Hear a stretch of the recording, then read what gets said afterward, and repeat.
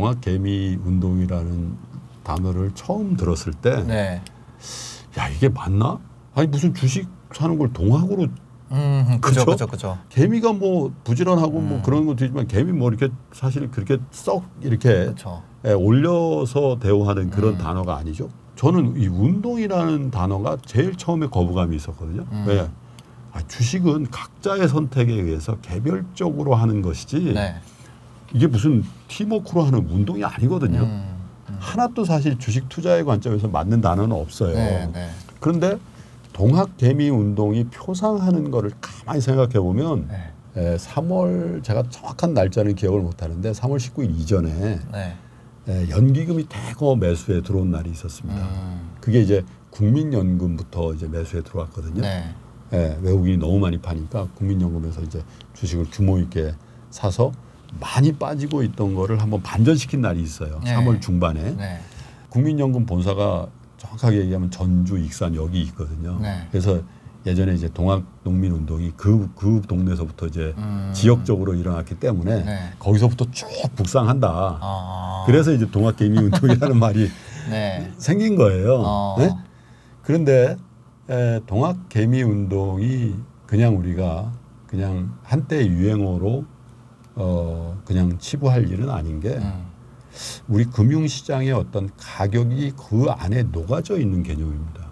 작년, 재작년까지만 해도 재테크 투자의 모든 관심은 자산 아셋 클래스 중에 어디에 가 있었습니까? 부동산에 가 있었어요. 부동산에 가 있었어요. 2019년도 기준으로 30대의 이 서울 수도권의 아파트 매수 비중이 전 세대에 비해 전체를 통틀어서 1등이라는 얘기를 했잖아요. 저희 세대들. 네, 30대인데 정부에서 지속적으로 이 집값을 잡기 위한 정책들을 내고 있는 상황에서 주택가격이 그렇다고 계속 뭐 2016, 17, 18처럼 이렇게 올라갈 것 같지는 않다라는 그런 판단들을 하셨던 것 같아요. 그러니까 더 이상 아파트를 막 팔지는 않아도 더 이상 여기에 막 돈을 싸들고 가는 그런 상황은 아니었거든요. 2019년도 말부터 2020년 초에 은행에 맡겼을 때 만약에 1억이라는 돈을 은행에 맡겼을 때 최종적으로 세금을 떼고 받는 게 한 달에 한 10만 원 정도 되는 거예요. 그러면 세후 1.2%가 되잖아요. 120만 원을 받는 거니까. 그게 이렇게 해가지고 내가 자산을 불릴 수 있을까라는 아주 근본적인 본질적인 회기가 있었던 거죠. 그리고 작년에 굉장히 상징적인 사건이 하나 있었죠. 독일 국채 마이너스에 배팅 마이너스가 안 되면 고정금리 4% 주는. 근데 그렇게 해서 자기 그 자산의 80% 날린 분들도 생겼어요. 왜냐하면 마이너스 금리가 되니까. 야, 그런 거를 보면서 야, 이게 금리에 배팅하는 건 아니네. 마이너스 금리로 표상되는 초저 금리에 우리가 환경에 와 있기 때문에 우리는 마이너스 금리까지는 아닙니다만은 야, 예금을 내가 1년 정기예금 이런 걸 해서 도저히 부를 유지하거나 그 증진시킬 수 없을 거라는 어떤 그런 저변의 생각들이 이제 응축되기 시작했던 거죠. 그러고 나서 이제 주시장을 본 거예요. 주시장을 뭘 봤냐면 배당 수익률을 본 겁니다. 배당 수익률이라는 게 뭐냐면 그 주식을 샀을 때 주가가 그냥 스케어. 주가가 그냥 똑같다라는 전제 하에서 이 주가의 등락은 배제하고 그 회사가 우리에게 배당을 줬을 때 내 투자 원금 대비해서 배당이 얼마나 들어오냐. 이게 시가 배당률이라고 하거든요. 시가 배당 수익률이라고 하는데 이게 대체로 2% 중반이었어요. 2019년도 말 기준으로. 그러니까 실례로 이런 생각을 하는 거예요. 아, 내가 은행에 맡길 바에는 은행 주를 사서 2.5% 혹은 그 이상의 은행은 배당 수익이 더 높으니까 그게 더 좋은 투자 아닐까라는 생각을 하고 있던 차에 글로벌 팬데믹이 와버린 거죠. 또 한 가지는 삼성전자라는 주식을 계속 봤던 겁니다. 왜? 삼성전자 6만 원 넘어가면서 와, 이게 못 샀어. 막 그러고 있는데 5만 원 깨졌어? 이렇게 돼버린 거죠. 그러니까 나도 삼성전자라는 우리나라 최고의 기업 글로벌 시장에서도 먹히는 이 우량 자산에 투자하면 성공하더라. 왜? 어른들이 이렇게 얘기해 준 거예요. 야, 너 IMF 때 삼성전자 3만 원 갔었다. 금융위기 때 몇만 원 갔었다. 그러니까 이번에도 그게 될 것이다라는 평균에 회귀할 것이다라는 강한 신뢰가 있었던 거죠. 그러니까 아, 나도 이 저금리의 어떤 그 고착화된 환경에서 벗어나서 뭔가 자산을 만들 수 있는 좋은 찬스가 왔네. 네. 라는 생각을 남녀노소 혹은 개인 기업 할 거 없이 다 했던 네. 거고요. 우리가 동학개미운동원에서 그냥 뭐 500만 원, 1000만 원 혹은 2000만 원, 3000만 원 투자하는 분들만 시장에 들어온 게 아니에요. 네. 제가 아는 법인, 상장사 또 상장사를 운영하는 경영하는 경영진 내지는 자본가들도 굉장히 큰 무짓돈들이 그 무렵에 들어왔어요. 네. 저한테도 뭐 상담을 한 분들도 계시는데 그래서 그런 환경이 굉장히 크게 만들어졌다라는 거는 제가 아까 말씀드린 아셋 알로케이션 자산 배분의 틀이 바뀌는 상황이 올해 초부터 지금까지 벌어지고 있는 거거든요. 네.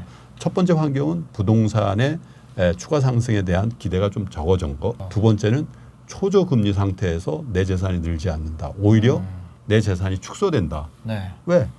아니 뭐 난 다 원화자산으로 그냥 1% 예금에 가 있으면은 달러가 올라버리면 여기에 대해서도 실질적으로 내 자산을 온전히 보존할 수도 없다라는 그런 위기의식 같은 것들이 뭔가 투자 행위를 해서 수익을 창출하지 않으면 힘들겠네. 나의 노후가. 혹은 내가 남들보다 물려받은 재산이 있는 사람들을 따라갈 수 없겠네. 라는 그 절박함 같은 것들이 이렇게 버무려지면서 동학개미운동이라는 어떤 사회 현상을 만든 거 아닌가. 그 사이에서 글로벌 팬데믹이 왔고 3월 19일 같은 정말 상상하기 힘든 그죠?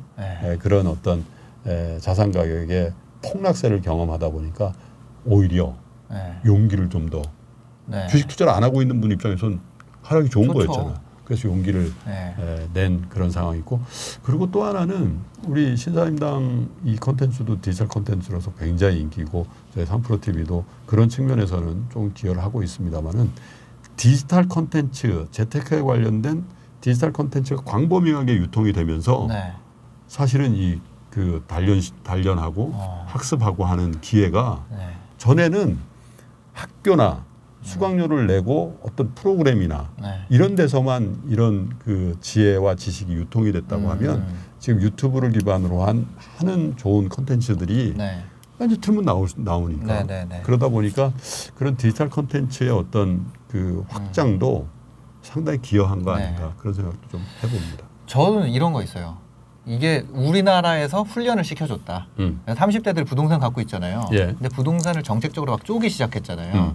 그러면서 이거를 굉장히 그 뭐라 그래야지 스터디의 수준이 올라갔어요. 그러니까 부동산 스터디나 부동산의 근본 가치가 어디 있느냐 이거를 캐시플로우로 환산을 했을 때라든지 그러니까 MPV가 그냥 우리가 평소에 하는 얘기가 된 거예요. 부동산 투자자들 사이에서. 그렇죠. 그러니까 30대들이 야 그거 그럼 수년가가 얼마야? 뭐 이런 얘기를 한단 말이에요. 옛날에는 이런 얘기를 안 했을 거 아니에요? 맞아요. 그냥 어느 동네가 좋아요? 이런 정도 그러니까 수준이죠. 유동성이랑 아파트 가격이랑 상관관계를 검증을 해요. 그런 짓을 하고 있어요. 옛날에는 주식이 진짜 어려운 거라고 생각을 했는데 거기서 배운 거 보고 하니까 똑같은 거예요. 야 배당이나 월세나 다를 게 뭐야? 그렇죠. 야 이게 월세 같은 거네. 배당 수익률 얼만데? 야 5%짜리가 있어? 그 거래 비용도 별로 안 들고. 거래 비용 안 들고 세금 안 들고 나라에서 뭐라 하지도 않아. 그렇지. 부동산 한 세 채 달면 숨겨야 되잖아 분위기상. 그러니까요. 그런 건데 그러면서 이제 거기다가 충격이 와가지고 확 떨어졌어. 그리고 뭐 실제로 공포를 겪어보진 않았어요. 저희 세대는 밀레니얼 세대들은 금융위기를 안 겪었어요. 근데 책에선 봤거든요. 이거 금융위기 때 사면 부자가 된대. 그렇죠. 시작할 때부터 엑셀로 월세 투자할 때도 그렇게 하거든요. 그 동네 아파트를 전수조사해요.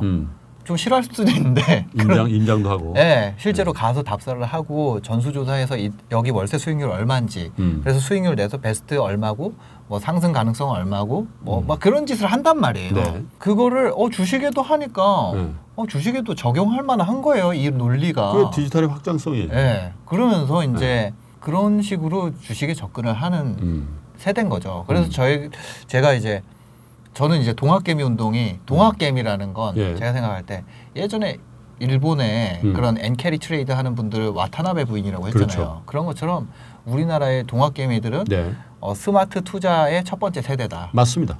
저는 그렇게 생각을 해요. 그러니까 그 절대 이게 일회적인 어떤 그 사건 그리고 흔히 이제 기성세대들 중에서도 조금 자꾸 부정적으로 저는 이제 잘 이해가 안 되는 게 뭐 작년인가 재작년에 어떤 누군지 잘 기억이 안 나요. 어떤 장관인가 청문회 갔어요.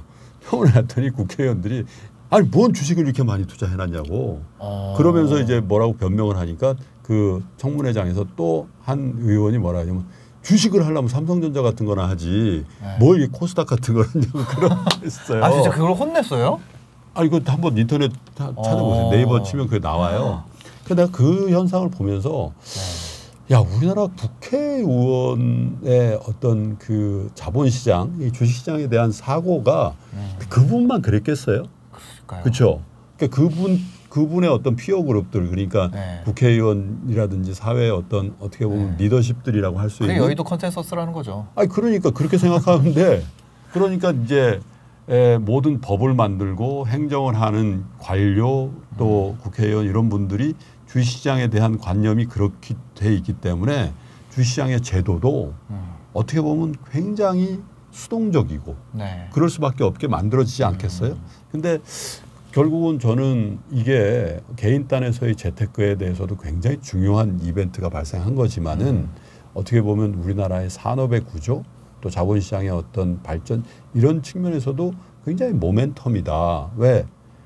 자본시장이 튼실하지 않은 나라에서 기업이 발전할 수가 없겠죠. 자본이라는 거는 사실 그렇잖아요. 이 부채가 있고 자본이 있는데 내 돈으로 내가 투자해둘 때 이 돈으로 사업하십시오. 이 돈 안 갚으셔도 됩니다. 이게 자본이에요. 그죠? 그 대신 돈을 많이 벌면 나한테 배당해 주세요. 이게 자본이잖아요. 이 돈을 받았을 때 내가 경영자의 입장과 자, 한 달 있다가 돈 꼭 갚아야 됩니다. 이렇게 돈을 차용했을 때 경영자의 어떤 사업의 태도는 완전히 다른 거거든요. 근데 미국이나 영국이나 자본주의가 발전한 나라들은 대부분 부채보다는 자본이 전체 기업의 생태계에서 큰 역할을 한 거고 우리나라는 전통적으로 부채와 차용의 관계였거든요.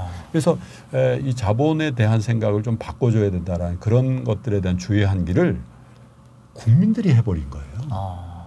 네. 아니 무슨 소리냐. 내가 운동해서라도 내가 그걸 알려줄게. 그러니까 그 개별 투자자들 그런 생각은 안 하셨지만 그 개별 투자자들이 다 뭉뚱그려서 운동의 성격으로 많이 나타났다면 관료들에게 또 정치인들에게 또 입법기관에게 이거 굉장히 중요한 겁니다라고 주의를 환기시킨 이제 그런 역할도 사회적으로는 하고 있다. 저는 이제 그렇게 봅니다. 그러니까요. 이게 결국 그 픽스드 인컴이라는 건 인컴이 있어야 되는 건데 이게 그 쿠폰이 없게 되면 채권도 결국 시세 차익 상품이 되는 거잖아요. 그러니까 저금리가 되면서 완전히 초저금리로 진입하면서 결국 아까 얘기했던 부채와 차용의 시대였는데 부채와 차용의 증권화가 되면서 사람이 부채와 차용이나 자본적 투자나 큰 차이가 없게 된 거죠. 그러면서 우리는 그리고 또 30대들은 야 우리가 그 지금 캐시플로우 볼 때야? 야 월급 받잖아. 우리 플로우 말고 차익으로 간다. 그런. 근데 실제로 제가 참 이 30대 분들에게 전 죄송하게 생각하는 게 제가 이제 92년도에 이제 그 직업 전선에 이제 가서 증권회사 신입사원이 됐거든요. 그때 제 월급 계좌에 재형저축이라는 게 있었어요. 재산형성저축이라고. 그건 이제 정부에서 어떻게 보면 아까 투표했는데 그때 그 재형저축 금리가 아마 15% 가까이 됐던 걸로 내 기억이 나요. 금리가 15%였다고요? 재형저축이기 때문에 좀 더 가산금리를 주는데 그리고 대체적으로 그냥 은행에 1년, 2년을 막 묶어놓으면 한 10%대 나왔고 제가 대출을 그때 결혼한다고 받았는데 15%를 냈던 기억이 나요. 대출 금리를. 저도 굉장히 그 당시로는 고액 연봉자고 신용도 굉장히 퍼펙트한 그런 상황이었음에도 불구하고 15%에 1,000만 원을 빌리면서 정말 부끄러운 얘기지만 촌지까지 줬어야 됐어요. 저 식사나 하시라고 은행 창구 직원들 한 돈 10만. 이제 그게 관행이었어요. 그만큼 돈이 이제 수요 공급 차원에서 돈의 수요는 많은데 공급은 한정돼 있던 그런 시대였는데 근데 거꾸로 한번 생각해 보십시오. 그때 물려받았거나 어떤 사업으로 성공을 했거나 어떤 모멘텀에서 자산을 많이 걱정이 뭐가 있겠어요. 없죠. 만약에 그때 당시 10억이라는 돈이 굉장히 큰 돈이었겠습니다만은 10억이란 돈이 있었다고 생각해 보십시다. 그러면 넌 리스크로 그죠? 네. 은행이 뭐 부도날 일이 있어요. 그러니까 넌 리스크로 묶어놓으면 1년에 1억 5천만 원씩 나오는 거예요. 그냥. 그렇잖아요. 한 달에 1,000만 원씩 쓰면서 살면 그때 삼성그룹 신입사원 연봉이 한 950에서 1,000만 원 할 때입니다. 연봉이. 예. 그러면 자 보세요. 연봉 1,000만 원 엘리트 사원, 그 대졸 엘리트 사원에 그것도 연봉이 비교도 높다는 삼성그룹의 연봉이 1,000만 원 할 때니까 네. 그냥 은행에서 1억 5천만 원씩 뚝뚝 떨어지거나 아니면 10억은 너무 큰 돈이고 진짜 1억이 있다. 그러면 1,500만 원 받는 거 아닙니까? 네. 세전에. 네. 그러면 그냥 7시에 출근해서 밤 12시까지 일하는 그 노동의 대가보다 훨씬 더 많은 돈이 들어오는데 네. 지금 한번 생각해 보십시오. 지금 어떻게 해서 부모님이 종잣돈 좀 물려주고 해가지고 1억이 있다고 해보십시다. 얼마 받아요? 1억이 100만 원 받는 거예요. 100만 원. 그때 당시에 100만 원과 지금 100만 원은 또 하늘과 땅 차이죠. 네, 1년에 100만 원 받는다는 거죠? 네, 1년에 100만 원 받는 거죠. 1억 있으면. 1억 있으면. 그러면 보세요. 자산을 이미 축적한 분들과 이제 자산을 축적하려는 분들의 입장에서는 야, 이거 도저히 못 따라가겠다. 네. 그런 생각을 하지 않겠습니까? 그래서 사실은 부분적으로 비트코인도 해보고 또 갭 투자도 해보고 네. 그리고 지금 주식 투자를 하는데 저는 비트코인과 뭐 이 갭 투자와 주식 투자의 어떤 이 투자가 이제 많이 활성화되는 거를 같은 결로 보지 않습니다. 사실. 예. 그것은 아까 말씀드린 아셋 알로케이션 측면에서 우리나라 가계 자산이 너무 부동산에 편중돼 있던 그리고 극도로 안전 위주로 편중돼 있던 자산이 조금씩 이른바 머니 무브라고 하거든요. 네네. 또 어떤 분 그레이트 로테이션이라고 대전환이라고 표현하는 분도 있습니다만은 그게 대전환이든 뭐 그냥 단순한 머니 무브든 간에 지금 벌어지고 있는 현상은 부동산에서 혹은 안전한 자산의 보관처에서 투자 행위로 조금씩 옮겨가고 있는 것만큼은 확실하고 다행히 그분들의 입장에서 보면 굉장히 절호의 찬스를 상월 하순에 이제 준 거죠. 어떻게 진짜 그게 이게 진짜 아구가 딱딱 맞았어요. 부동산이 약간 식어가는 그 시점에 캐시아웃을 한 사람들도 있는 상황에서 딱 그게 터져줘서 그게 또 글로 이렇게 그 돈은 진짜로 이 낮은 대로 흐르잖아요.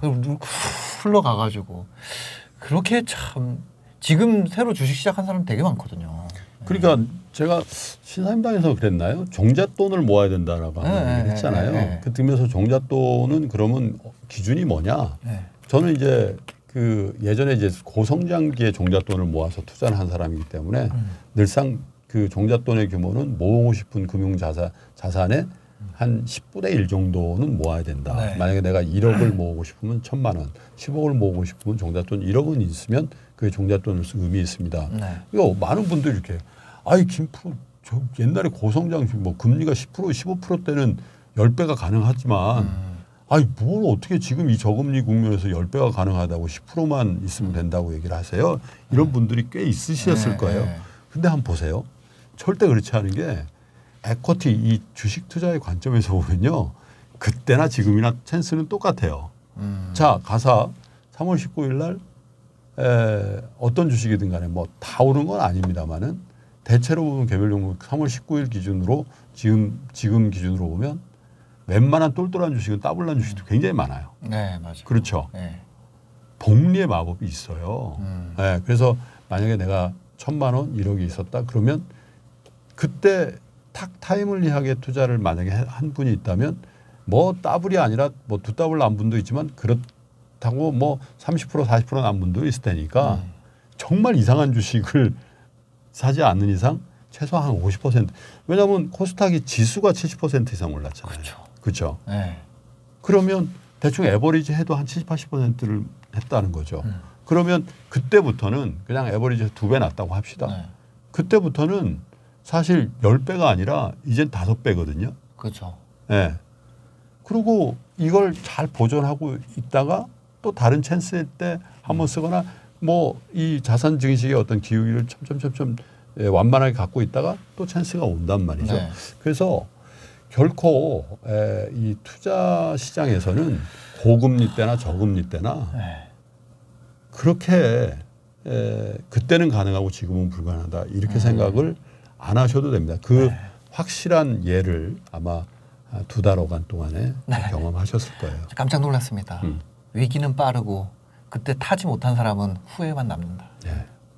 위기도 도적처럼 온다 뭐 그런 얘기 하듯이 기회도 사실 굉장히 빨리 나가죠. 그래서 기회라는 게 항상 그렇다는 거잖아요. 뭐 뒤에 대머리라고. 그러니까요. 네. 앞에 머리카락 있고. 앞에서 잡지 않으면 뒤에는 잡을 게 없다고 뭐 그런 얘기를 합니다만 참 진짜 드라마틱하게 참 경험을 했던 것 같고 근데 제가 한 가지 제가 장세 전망은 잘 안 하는 편이긴 한데 연말마다 한 번씩 한다 그랬잖아요. 작년 연말에 이제 파란만장 이제 파도의 그 길이가 만장에 이를 것이다. 그런 말씀을 했더니 아유 너무 그 뭐 충격을 주려고 그런 얘기하냐고. 근데 제가 첨언해서 말씀드린 게 밑으로의 길이도 만장일 수 있는데 위로의 길이도 파도라는 건 치고 그렇죠. 하는 거 아니에요? 위로의 길이도 만장이 될 가능성이 있습니다라고 이제 강연에서도 말씀드리고 책에서도 말씀드린 바가 있습니다만은 하반기에도요. 이런 똑같은 찬스가 올지는 모르겠어요. 근데 절대 끝나지 않습니다. 이거보다 훨씬 더 큰 랠리도 나올 수 있고 또 랠리 끝에는 이거보다 훨씬 더 지금보다 훨씬 더 불안정한 그런 시장이 연출될 수 있기 때문에 결국은 승부는 한 번으로 끝나지 않고 다시 자산을 축적했던 그렇지 못했던 간에 계속 준비하고 그 체력을 늘리고 근력을 늘리고 계시면은 결코 찬스가 일회적으로 오거나 영원히 다른 이런 찬스는 안 옵니다. 결코 그렇지 않습니다. 결코 그렇죠. 그렇지 않습니다. 찬스 또 오죠. 또 옵니다. 버스 또 옵니까? 그럼 또 10년 만에 또 올 때 10년 동안 그냥 무장 해제입니까? 절대 그렇지 않습니다. 왜냐하면 자산 가격을 보세요. 자산 가격. 이건 시장을 얘기한 거잖아요. 사실은. 아셋 클래스 주식으로서 시장을 얘기한 건데 그 시장 내부엔 포트폴리오 단계로 가면 정말 보석 같은 주식들이 아직도 많이 널려 있거든요. 글로벌리 많이 널려 있고. 제가 흔히 뭐 주식 동업이라는 얘기를 합니다만은 아니 뭐 얼마나 좋아요. 그 정말 좋은 사업 아이템을 막 시작한 회사가 있으면은 거기에 과감하게 동업을 하는 거죠. 만약에 주피디한테 제가 주피디 신사임당 잘 되는 것 같은데 나도 어떻게 좀 같이 할 수 있을까? 그러면 안 되겠는데요. 그럴 수 있잖아요. 그럴 수도 있겠죠. 근데 내가 선택한 상장 기업은 그런 거부권이 없다니까요. 없죠. 내 마음이에요. 남이 나를 위해서 일하게 하는 거기 때문에 내가 10개 사업을 동시에 할 수도 있어요. 그렇죠. 그런 측면에서 보면 엄청나게 좋은 거죠. 채권 채무 관계는요. 저기서 돈을 떼이면 all or nothing이에요.